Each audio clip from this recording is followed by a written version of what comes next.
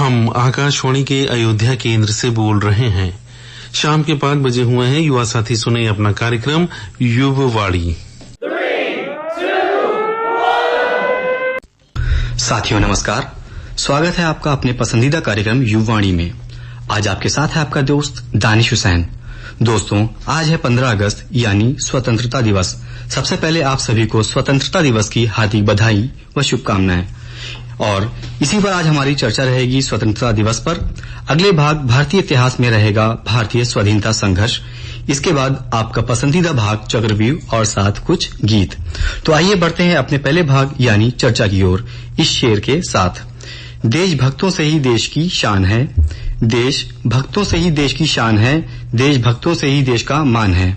हम उस देश के युवा हैं यारो, हम उस देश के युवा हैं यारो, जिस देश का नाम हिंदुस्तान है।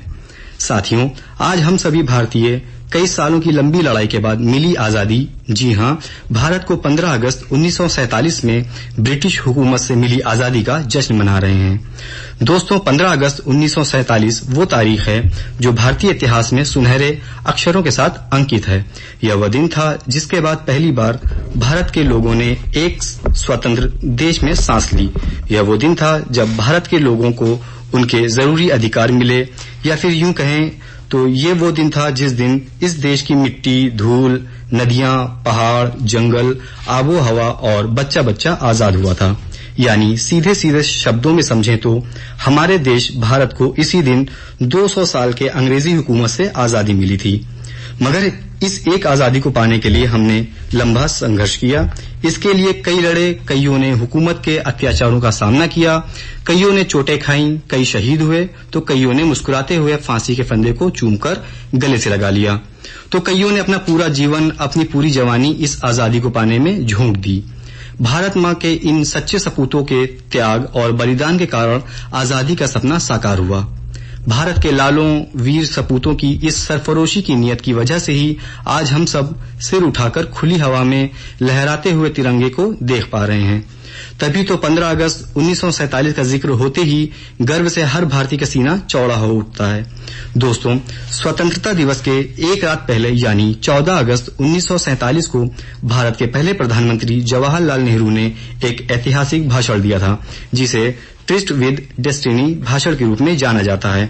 आधी रात को भारत आधिकारिक तौर पर ब्रिटिश शासन से मुक्त होकर एक स्वतंत्र राष्ट्र बन गया और आज हम सब 15 अगस्त 2023 में अपनी स्वतंत्रता का 77वां वर्ष मना रहे हैं।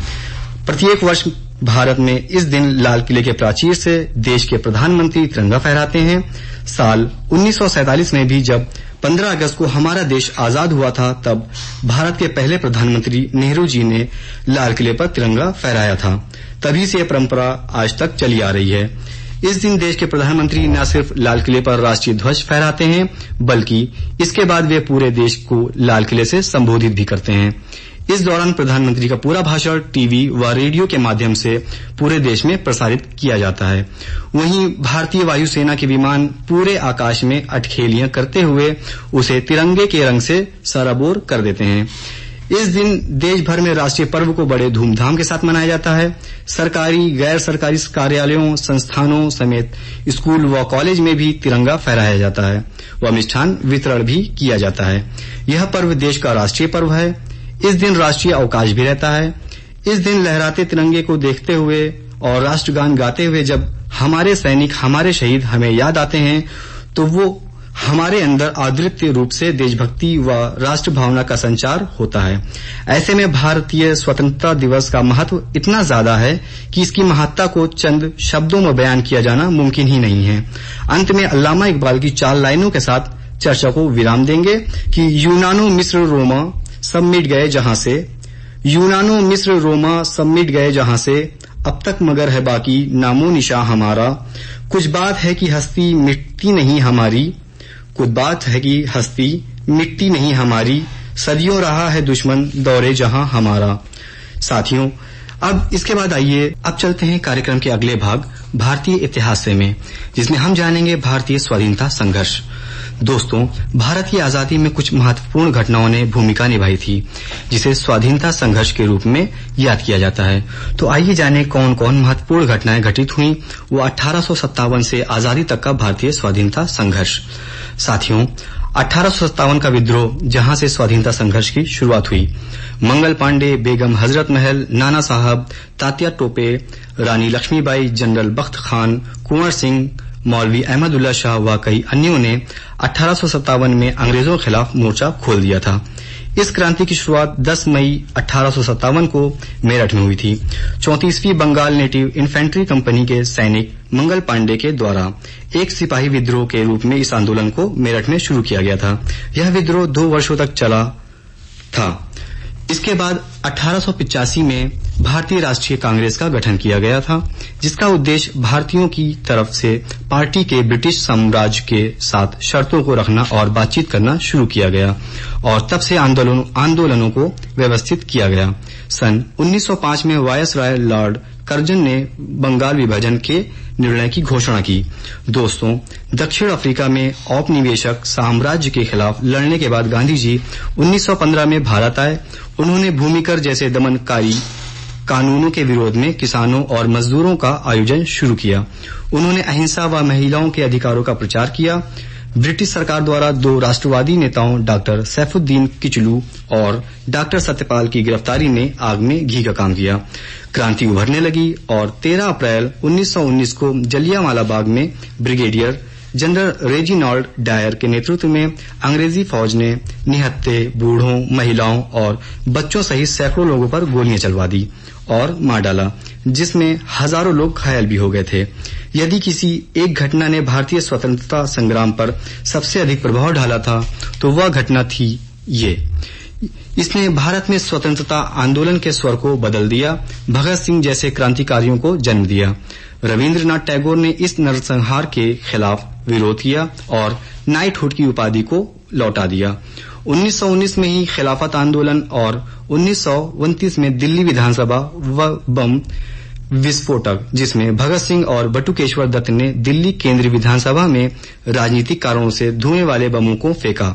उन्होंने ऐसा इसलिए किया ताकि उनको गिरफ्तार किया जाए और वे कानूनी मुकदमे के माध्यम से ब्रिटिश सरकार के खिलाफ अपने तर्क प्रस्तुत कर पाएं।